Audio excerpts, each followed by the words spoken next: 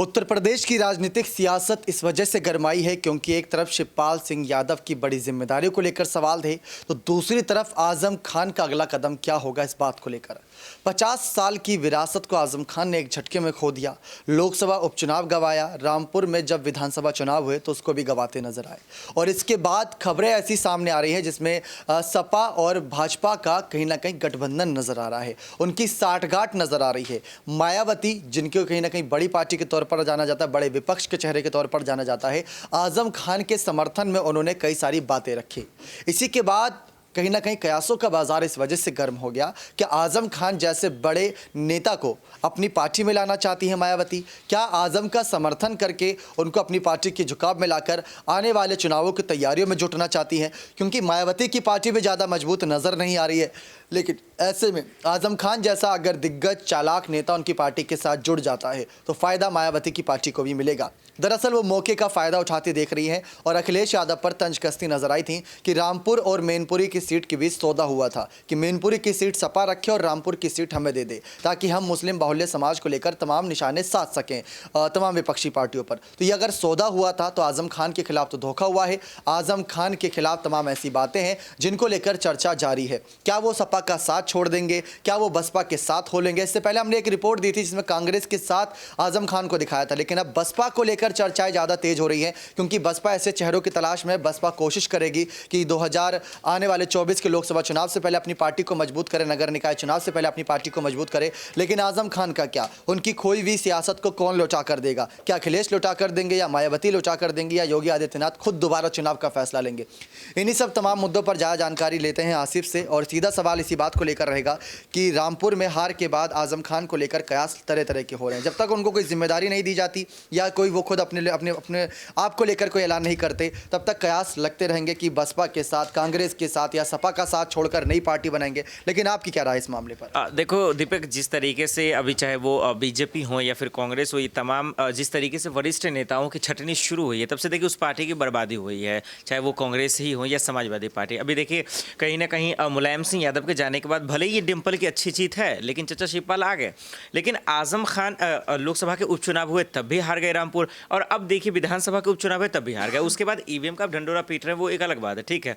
लेकिन कहीं ना कहीं आजम खान के गढ़ में हार रहा, मुझे लगता है कि समाजवादी पार्टी का जो मुखिया कौन है, अखिलेश यादव है। ये अपने आप में उनकी बहुत बड़ी हार है कि आपका जहां गढ़ है, जो 10 सालों से गढ़ है, मुसलमानों का गढ़ है, वहां आप हार रहे हैं। इसका मतलब कि अखिलेश को माफ कीजिए, आजम खान को आप नजरअंदाज कर रहे हैं, क्योंकि जब वो आप बीती अपनी तकलीफ बता रहे हैं तो उनको सुननी चाहिए, उनको ज़्यादा तवज्जो देनी चाहिए, जिसकी वजह है कि उनको हार का सामना करना पड़ रहा है इस वक्त। आजम खान का क्या कदम हो सकता है, क्योंकि ऐसे धोखे की खबरें आ रही है अखिलेश के, भले ही यहाँ पर कुछ बोल आजम के पक्ष में है, लेकिन बोला कुछ और जाता है, किया कुछ और जाता है। राजनीति में आप बखूबी जानते हैं, इस पर आप क्या कहना चाहिए? बिल्कुल, देखिए ये हकीकत सही कह रहे हो दीपक, इसका हम चीज़ को देखने को मिला है। अभी देखिए बहुत सारे चैनलों पे आप देखेंगे तो आजम खान कुछ कह रहे हैं, अखिलेश जी कुछ कह रहे हैं। जब पार्टी में एक तरह का सोच ही नहीं है तो हम समझ सकते हैं। अब देखिए आजम खान जो कह रहे हैं गलत नहीं कह रहे हैं, क्योंकि देखिए आप वो उन्होंने पार्टी को बहुत कुछ दिया है। अखिलेश अगर वो पार्टी छोड़ देते, जैसा आपने शुरुआत इंट्रो कर रहे थे, अगर वो पार्टी छोड़ देते तो लॉस किसका? समाजवादी पार्टी का। आज मुलायम सिंह यादव चले गए तो दिक्कत किसको है? समाजवादी पार्टी को। आज देखिए आम आदमी पार्टी 10 सालों में आज राष्ट्रीय पार्टी हो गई, और वो इतने सालों से तो यूपी में भरे पड़े हैं। तो आपको सोचना चाहिए कि ग्रोथ कैसे करें, और नहीं सोचने की वजह ही है कि आज दिग्गज जा रहे हैं और उनके पार्टी का सफाई हो रहा है। तो बिल्कुल आप सही कह रहे हैं कि कहीं ना कहीं सिर्फ और सिर्फ ऊपर दिखा रहे हैं कि हम आपसे बहुत मोहब्बत करते हैं, लेकिन अंदर ही अंदर उनको बर्बाद करने के लिए अपने तमाम साजिशें रच दी हैं। यही वजह है कि आज आजम खान पूरी तरह से बर्बाद हो चुके हैं। जब आजम खान जेल की सलाखों के पीछे थे तब अखिलेश मुलाकात करने नहीं गए। जब आजम खान बीमार थे तब अखिलेश यादव कुछ ही समय के लिए सही लेकिन अस्पताल गए थे, और वहाँ पर उनको कुछ जिम्मेदारियाँ दी गई थी। उन्होंने जो शर्तें रखी, तमाम वादे किए थे, उनको निभाने के लिए अखिलेश तैयार थे। लेकिन पार्टी से परिवार का कोई चेहरा सामने नहीं आना कि, यानी कि आजम के परिवार से कोई चेहरा खड़ा नहीं हुआ। इस बात को लेकर सवालात हैं। इन्हीं तमाम मुद्दों पर चर्चा करते हैं हमारे तमाम सहयोगी जो न्यूज़ रूम में मौजूद हैं, उनसे यहाँ पर ज़्यादा जानकारी लेने की कोशिश करते हैं। तो अब जानने की कोशिश करते हैं इस मामले पर ज़्यादा हमारी खास सहयोगी कशिश से, जो राजस्थान, महाराष्ट्र, यूपी तमाम सियासी मुद्दों को आप सभी के सामने रखती हैं। रामपुर में आजम खान की हार हुई, उनके प्रत्याशी आसिम रजा की।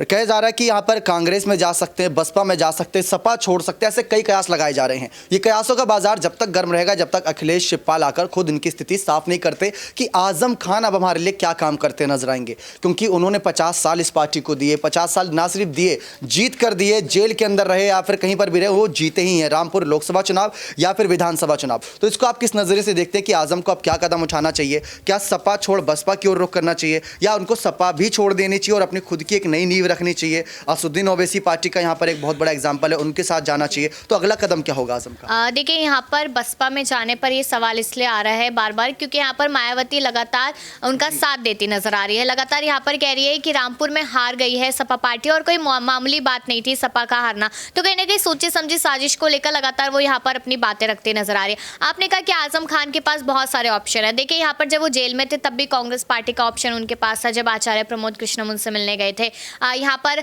खुद की पार्टी बनाने का भी ऑप्शन है। लेकिन उनकी उम्र देखिए लगातार बढ़ती जा रही है यहाँ पर। और कहीं ना कहीं मैं ये कहूँ अगर वो पार्टी बना लेते और उसके बाद अपने बच्चों को आगे उसमें कर देते, अब्दुल्ला को या सिद्रा को, तो देखिए मुझे नहीं लगता इतनी मजबूती से उनकी पार्टी चल पाएगी। लेकिन हाँ, वो अगर यहाँ पर बसपा की तरफ रुख करते या फिर सपा में रहकर वो अपनी जो मतलब की इंपॉर्टेंस है वो दिखाते हैं, तो कहीं ना कहीं मैं कह सकती हूँ कि आने वाले समय में फायदा होगा। क्योंकि ये बात मैंने पहले भी कही, अभी भी कहूंगी कि एक समय था जब तिगड़ी कही जाती थी सपा पार्टी में, मुलायम सिंह यादव, आजम खान और यहाँ पर शिवपाल। तो देखिए, मुलायम सिंह यादव नेताजी अब हमारे बीच में नहीं है, शिवपाल की वापसी यहाँ पर हो चुकी है। तो बच्चे आजम खान को भी यहाँ पर वापस लिया जा सकता है और उसके बाद मजबूत किया जा सकता है। अभी कहीं ना कहीं एक इग्नोरेंस में दिखाई दे रहे हैं यहाँ पर आजम खान। तो मैं ये कह सकती हूँ यहाँ पर अखिलेश यादव के समय रहते आजम खान को एक बार फिर से स्ट्रॉन्ग बनाने की कोशिश करते हैं, जानने की कोशिश करते हैं कि आखिरकार उनके दिल में क्या चल रहा है। क्योंकि आसिम रजा की हार कोई मामूली हार तो नहीं थी जिस तरीके से अगर देखा जाए। जी, लेकिन यहाँ पर कहा जा रहा था कि आजम खान को बलि का बकरा बनाया गया सीट्स के लिए। डिंपल यादव को जिताने के लिए आजम खान के प्रत्याशी आसिम रजा को बलि का बकरा बनाया गया। अगर ये हकीकत है तो आजम खान इस पार्टी में कर क्या रहे हैं? उस पार्टी में उनका अधिकार क्या है? इस पार्टी में उनका काम क्या है?